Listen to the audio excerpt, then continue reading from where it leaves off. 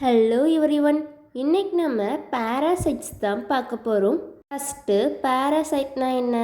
பேராசைட்டுங்கிறது ஒரு வகையான ஆர்கானிசம்.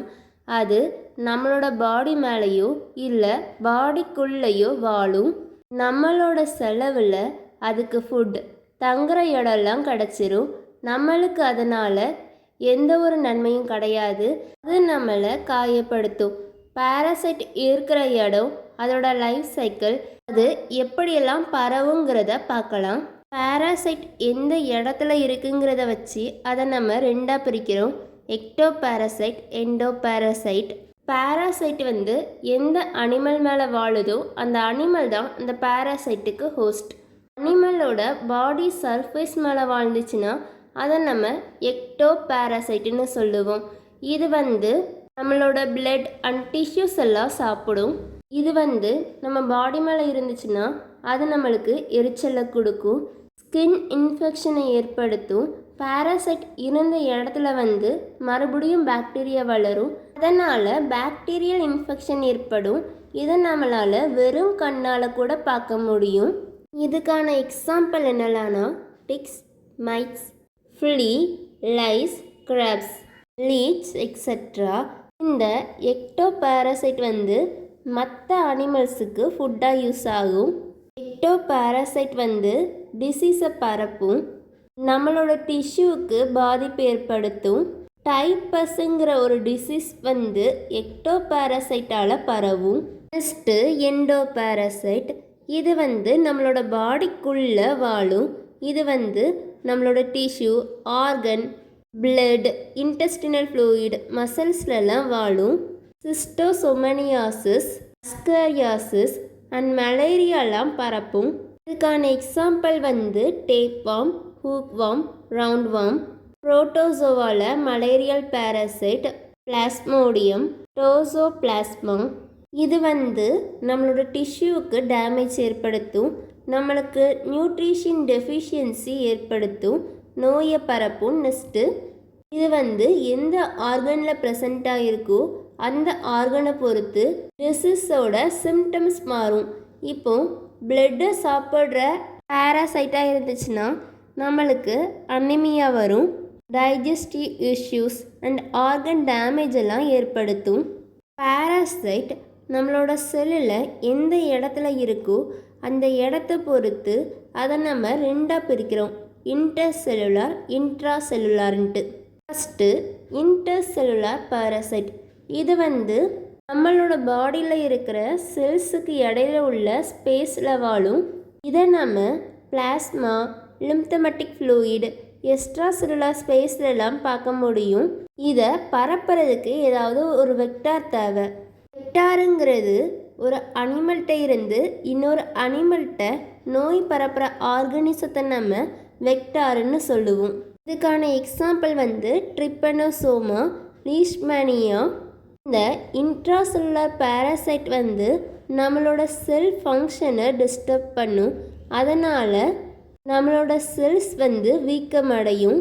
இது கேஸ்ட்ரோ இன்டெஸ்டினல் டிசீஸை உருவாக்கும். மால் அப்சார்ப்ஷன், நியூட்ரிஷன் எல்லாம் ஒழுங்காக உறிஞ்சப்படாமல் இருக்கிறது தான் மால் அப்சார்ப்ஷன் அண்ட் டயேரியாவை ஏற்படுத்தும். Next intracellular parasite. இது நம்மளோட செல்லுக்குள்ளே வாழும். இதுக்கு உயிர் வாழ்கிறதுக்கும் ரீப்ரொடியூஸ் பண்ணுறதுக்கும் நம்மளோட செல் தேவை. இது நம்மளோட செல்லுக்குள்ளே வாழ்கிறதுக்கு நல்ல ட்ரெயின் ஆகி இருக்கும்.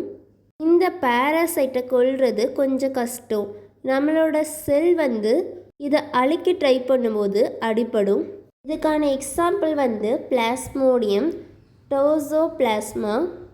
இது நம்மளோட செல் ஃபங்க்ஷனை டிஸ்டர்ப் பண்ணும், நோயை உருவாக்கும். இது நம்மளோட செல் ஃபங்க்ஷனை டிஸ்டர்ப் பண்ணும்போது செல் டெத் ஆகிறதுக்கு சான்சஸ் இருக்குது. இந்த parasite malaria and viral infection எல்லாம் ஏற்படுத்தும். Hyper parasite. ஹைப்பர் பேராசைட் ஒரு பேராசைட் மேலே பேராசைட்டாக இருக்கும். ஒரு ஒட்டுண்ணி மேலே இன்னொரு ஆர்கானிசம் ஒட்டுண்ணியே இருந்துச்சுன்னா அது ஹைப்பர் பேராசைட். ஒரு பேராசைட்டுக்குள்ளேயோ இல்லை ஒரு பாராசைட் மேலேயோ வாழும் இந்த ஹைப்பர் பாராசைட். இது ஒரு பாராசைட் மேலே இன்னொரு பாராசைட்டுன்ட்டு சிக்கலான அமைப்பு கொண்டது. இது பாராசைட்டோட எண்ணிக்கையை கட்டுப்படுத்தும். சில வேப்ஸ் கேட்டர் பில்லர் மேலே எக் லே பண்ணும். அது எக்கில் இருந்து லார்வாவாக மாறும்போது அந்த கேட்டர் பில்லரோட நியூட்ரிஷன் எல்லாம் உறிஞ்சிரும். சில ஃபங்கை இன்செக்ட் எக்கு மேலே வாழும். ஹைப்பர் பாராசைட் பாராசைட்டோட பாப்புலேஷனை கண்ட்ரோல் பண்ண உதவும். ஹைப்பர் பாராசைட் அதுக்கு சம்மந்தமே இல்லாத ஆர்கானிசத்து மேலே போய் பாராசைட்டாக இருக்கும். அதனால் எக்கோசிஸ்டம் பாதிக்கப்படும். இதுதான் அந்த ஹைப்பர் பாராசைட்டோட தீங்கு. பாராசைட் எத்தனை ஹோஸ்ட் மேலே வாழுதுன்னு வச்சு அதை நம்ம மோனோஜெனிக் பாராசைட், டைஜெனிக் பாராசைட்னு பிரிக்கிறோம். First monogenic parasite. இது வாழ்கிறதுக்கு ஒரே ஒரு ஹோஸ்ட் போதும். இதோட லைஃப் சைக்கிள் ரொம்ப சிம்பிளாக தான் இருக்கும். இது கெட்டுப்போன ஃபுட், வாட்டர் இல்லாட்டி டைரக்ட் கான்டாக்ட் வழியாக பரவும். இதை ஈஸியாக கட்டுப்படுத்திடலாம். Example ascaris பின்வார்ம். இதோட லைஃப் சைக்கிள் எக்கை ஒன்று ஹோஸ்ட் மேலே இல்லாட்டி என்விரான்மெண்ட்டில் லே பண்ணும். சுற்றுச்சூழலில் எக் இருந்துச்சுன்னா அது தண்ணி வழியாவோ ஃபுட்டு வழியாவோ நம்மளோட பாடிக்குள்ளே போயிடும். நம்மளோட பாடிக்குள்ளே எக்கில் இருந்து லார்வாவாக மாறி நம்ம சாப்பிட்ற ஃபுட்டில் இருக்கிற நியூட்ரிஷன் அதை சாப்பிட்டு அடல்ட்டாக மாறி ரீப்ரொடியூஸ் பண்ணும் நம்ம பாடிக்குள்ளேயே. இதுக்கான இன்னொரு example entamoeba histolytica. Next digenic parasite. இது வாழ்கிறதுக்கு 2 ஹோஸ்ட் தேவைப்படும். First primary host. இது டெஃபினிட்டிவ் ஹோஸ்ட். இது கண்டிப்பாக தேவைப்படும். உறுதியான ஹோஸ்ட் ப்ரைமரி ஹோஸ்ட். ப்ரைமரி ஹோஸ்ட்டில் தான் பாராசைட் வளர்ந்து ரீப்ரொடியூஸ் பண்ணும். Next secondary host, intermediate host, இடப்பட்ட ஹோஸ்ட். இந்த ஹோஸ்ட்டில் இம்மெச்சூர் லார்வா, முழுசாக வளராத லார்வா வளரும். வளர்ந்ததுக்கப்புறம் ப்ரைமரி ஹோஸ்ட்டுக்கே வந்துடும். ப்ரைமரி ஹோஸ்ட்டுக்கு அது மறுபடியும் ரீப்ரொடியூஸ் பண்ணும். ஸோ இது இடப்பட்ட ஹோஸ்ட், இன்டர்மீடியட் ஹோஸ்ட். இதுக்கான example plasmodium. Primary host anopheles mosquito. இதில் தான் ரீப்ரொடியூஸ் பண்ணும். Next secondary host human. ஹியூமன்ஸில் ஏசெக்ஷுவல் ரீப்ரொடக்ஷன் தான் நடக்கும். பாராசைட் ஹியூமன்ஸில் வளரும். Next fasciola hepatica. இதில் ப்ரைமரி ஹோஸ்ட் ஷிப் இல்லைன்னா கேட்டில். அடல்ட் வார்ம் ஷிப்போட பைல்டு டக்டில் வளரும். Secondary host fresh water snails. Larva வளர்றது இந்த செகண்டரி ஹோஸ்டில் தான். Next schistosoma. இதில் primary host human. Adult worm நம்மளோட பிளட் வெசல்ஸில் ப்ரெசண்ட்டாக இருக்கும். Secondary host fresh water snails. Larval stages fresh water ஸ்னேல்ஸில் டெவலப் ஆகும். அதுக்கப்புறம் வாட்டரில் ரிலீஸ் ஆயிரும். வாட்டரில் ரிலீஸ் ஆனதுக்கப்புறம் நம்ம அந்த வாட்டரை டைரெக்டாக ட்ரிங்க் பண்ணும்போது நம்ம பாடிக்குள்ளே வந்துடும். டிரான்ஸ்மிஷன்னா ஒரு பொருளை ஒரு இடத்துல இருந்து இன்னொரு இடத்துக்கு கொண்டு போகிறது தான் டிரான்ஸ்மிஷன். பாராசைட்டு 3 டைப்ஸாக ட்ரான்ஸ்ஃபர் ஆகும். Active transmission, passive transmission, vector பாண்ட் transmission. First passive transmission. Parasite ஒரு ஹோஸ்ட்கிட்ட இருந்து இன்னொரு ஹோஸ்ட்டுக்கு எந்த ஒரு அனிமல் துணையும் இல்லாமல் போச்சுன்னா அது பாசிவ் டிரான்ஸ்மிஷன். ஒருவேளை நம்ம சாப்பிட்ற ஃபுட்டுலேயோ வாட்டர்லேயோ இந்த பாராசைட்டோட எக் இருந்துச்சுன்னா நம்மளுக்கு தெரியாமையே அது நம்மளோட பாடிக்குள்ளே அப்சர்வ் ஆயிரும். அந்த எக் இல்லாட்டி லார்வா நம்மளோட பாடிக்குள்ளே டெவலப் ஆக ஆரம்பிக்கும். இந்த பாராசைட் நம்மக்கிட்ட வராமல் இருக்கிறதுக்காக அடிக்கடி கை கழுவணும், எப்போதுமே சுத்தமாக இருக்கணும், கூடவே வாட்டரை பாயில் பண்ணி குடிக்கணும். இந்த பாராசைட் மோஸ்ட்லி இன்டெஸ்டினல் பாராசைட்டாக இருக்கும். இதுக்கான எக்ஸாம்பிள் என்டமீபா ஹிஸ்டோலைட்டிகா. இது கண்டாமினேட்டட் ஃபுட் இல்லாட்டி வாட்டர் வழியாக நம்மளோட பாடிக்குள்ளே வரும். Next taenia solium. இது ஒழுங்காக குக்காகாத பன்னிக்கறியிலிருந்து நம்ம பாடிக்குள்ளே வரும். நெக்ஸ்ட்டு வெக்டார் பாண்ட் டிரான்ஸ்மிஷன். இந்த பாராசைட் ஒரு ஹோஸ்ட் கிட்ட இருந்து இன்னொரு ஹோஸ்ட்டுக்கு வெக்டார் வழியாக போகும். வெக்டார்னா ஒரு அனிமல் பேராசைட்டை வந்து சுமந்து மற்ற இடத்துக்கு பரப்பும், அதுதான் வெக்டார்.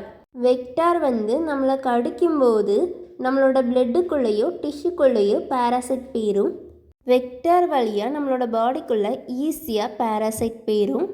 இது வந்து நம்மளுக்கு பெரிய அளவு பாதிப்பை ஏற்படுத்தும். இதை கண்ட்ரோல் பண்ணுறது ரொம்ப கஷ்டம். இதுக்கான எக்ஸாம்பிள் வந்து பிளாஸ்மோடியம். இது வந்து ஃபீமேல் அனஃபிலஸ் மஸ்கிட்டோ கடிக்கிறனால நம்மளோட பாடிக்குள்ளே வருது. பொதுவாக மஸ்கிட்டோ கடிக்கும்போது நம்மளோட பிளட்டு உறையாமல் இருக்கிறதுக்காக அதோட சலைவாவை நம்மளோட பாடிக்குள்ளே விடும். அது வழியாக தான் பிளாஸ்மோடியம் நம்மளோட பாடிக்குள்ளே வருது. ட்ரிஃபனோசோமா வந்து பக்ஸ் வழியாக நம்மளோட பாடிக்குள்ளே வரும். டிக்ஸ் வந்து பாக்டீரியாவை பரப்பும். First active transmission. பாராசைட் வந்து அதுவாக நம்மளோட பாடிக்குள்ளே பெனிட்ரேட் ஆகும், ஊடுருவும். ஸ்கின் வழியாகவோ இல்லாட்டி வேறு ஏதாவது வழியாக நம்மளோட பாடிக்குள்ளே வர்றது தான் ஆக்டிவ் டிரான்ஸ்மிஷன்.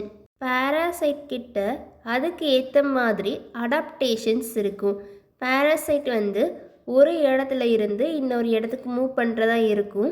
மூவ் பண்ணுறனால அதுக்கு பிடிச்ச இடத்துல ஊடுருவி நம்மளோட பாடிக்குள்ளே வர முடியும். இந்த பாராசைட் வந்து நம்ம பாடியோட ஹீட், நம்ம வெளியிடுற கார்பன் டை ஆக்சைடு இல்லாட்டி வைப்ரேஷனை சிக்னலாக எடுத்துக்கிட்டு நம்மக்கிட்ட வரும். இந்த பாராசைட் வந்து கூட்டம் கூட்டமாக நம்ம பாடியை நோக்கி படையெடுத்து வந்து நம்ம ஸ்கின்னுக்குள்ளே ஊடுருவி போகும். ஆக்டிவ் டிரான்ஸ்மிஷன் அப்போ பாராசைட் வந்து நம்மளை டார்கெட்டாக வச்சு நம்மளை வந்து துன்புறுத்தும். ஆக்டிவ் டிரான்ஸ்மிஷன் வந்து நம்மளுக்கு பெரிய ஆபத்தை ஏற்படுத்தும். இது நம்ம கண்ட்ரோல் பண்ணுறது ரொம்ப கஷ்டம். அது எப்போ வருதுங்கிறது நம்மளுக்கு தெரியாது. இதுக்கான எக்ஸாம்பிள் வந்து சிஸ்டோமா லார்வா. இது வந்து நம்மளோட ஸ்கின்னுக்குள்ளே கண்டாமினேட்டட் வாட்டர் வழியாக வரும். நம்ம வாட்டரில் குளிக்கும்போது இது வந்து நம்மளோட ஸ்கின்னு வழியாக பாடிக்குள்ளே ஊடுருவி போயிடும். Next hookworm. நம்ம வெறும் காலோடு நடக்கும்போது நம்ம ஸ்கின் வழியாக நம்ம பாடிக்குள்ளே வந்துடும். இந்த ஆக்டிவ் டிரான்ஸ்மிஷன் வந்து நம்ம அதோட இடத்துக்கு போனால் தான் வரும். நிறைய வார்ம்ஸ் அந்த மாதிரி இருக்கிற ஏரியாஸ்க்கு போகும்போது க்ளவுஸ் அண்ட் ஸ்லிப்பர்ஸ் எல்லாம் போட்டு போனால் இதை நம்ம கண்ட்ரோல் பண்ணலாம். பொதுவாக பாராசைட் நம்மளை வந்து அஃபெக்ட் பண்ணாமல் இருக்கிறதுக்கு நல்லா குக் பண்ண ஃபுட் அண்ட் வாட்டரை வந்து ட்ரிங்க் பண்ணணும். ஃபுட்டை வந்து ஃபுல் நேரம் மூடி வச்சுருக்கணும். ஹேண்டை வந்து வெளியில் போயிட்டு வந்தோடனே வாஷ் பண்ணணும். மஸ்கிட்டோ நெட் யூஸ் பண்ணணும். வெளியில் நடந்து போகும்போது ஸ்லிப்பர் போட்டாலே முக்கால்வாசி பாராசைட் நம்ம பக்கத்தில் வராது. அவ்வளோதான். தேங்க்யூ. தேங்க்ஸ் ஃபார் வாட்சிங்.